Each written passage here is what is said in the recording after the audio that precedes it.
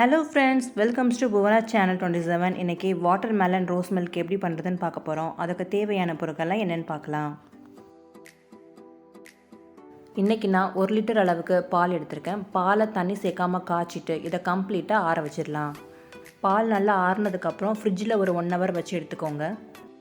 ஒரு பவுலில் கொஞ்சமாக தண்ணி சேர்த்துக்கிறேன். அதில் 1 டீஸ்பூன் அளவுக்கு சப்ஜா சீட்ஸ் சேர்த்துக்கிறேன். சப்ஜா சீட்ஸ் உடம்புக்கு ரொம்பவே நல்லது, ரொம்பவே குளிர்ச்சியும் கூட. நம்ம தண்ணியில் சேர்த்து ஒரு 5 நிமிஷத்துலேயே இது நல்லா ஊறி வந்துடும். 5 நிமிஷத்துலேயே இது நல்லா ஊறி வந்துருச்சு. இப்போ ட்ரிங்க்கில் சேர்க்குறதுக்கு இது ரெடி ஆயிருச்சு. ஒரு பவுலில் நம்ம காய்ச்சி ஆற வச்ச பாலை சேர்த்துக்கலாம். பால் நல்லா ஆறுனதுக்கப்புறம் 1 hour வரைக்கும் ஃப்ரிட்ஜில் வச்சு எடுத்துக்கோங்க. ஒரு 7 டீஸ்பூன் அளவுக்கு சுகர் சேர்த்துக்கிறேன்.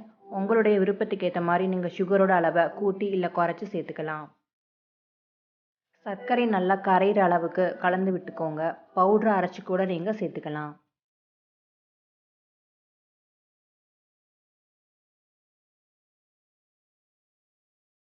ஒரு 3 ட்ராப்ஸ் அளவுக்கு ரோஸ் மில்க் எசன்ஸ் சேர்த்துக்கிறேன்.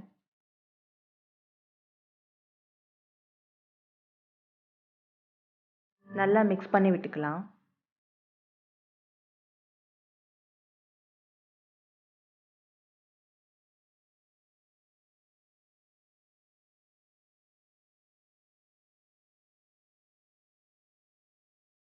இப்போ சர்விங் கிளாஸில் நம்ம சாப் பண்ணி வச்சுருக்கிற வாட்டர்மெலனை 2 டீஸ்பூன் அளவுக்கு நான் சேர்த்துக்கிறேன்.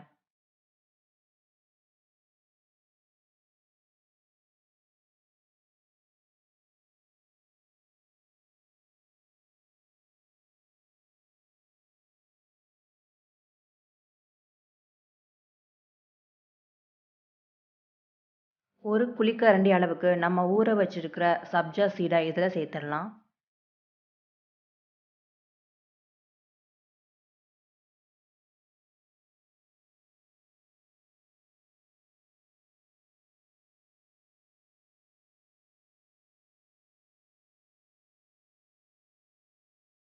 நம்ம ரெடி பண்ணி வச்சுக்கிற ரோஸ் மில்கை இப்போ கிளாஸஸில் ஊற்றிடலாம்.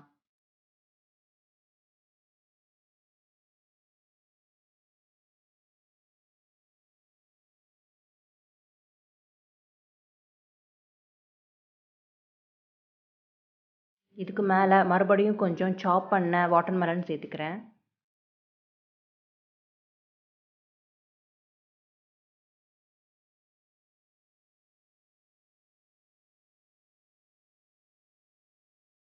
அவ்வளோதாங்க, நம்முடைய குளு குளுன்னு வாட்டர்மெலன் ரோஸ் மில்க் ரெடி ஆயிடுச்சு. நீங்களும் இதை ட்ரை பண்ணி பாருங்கள்.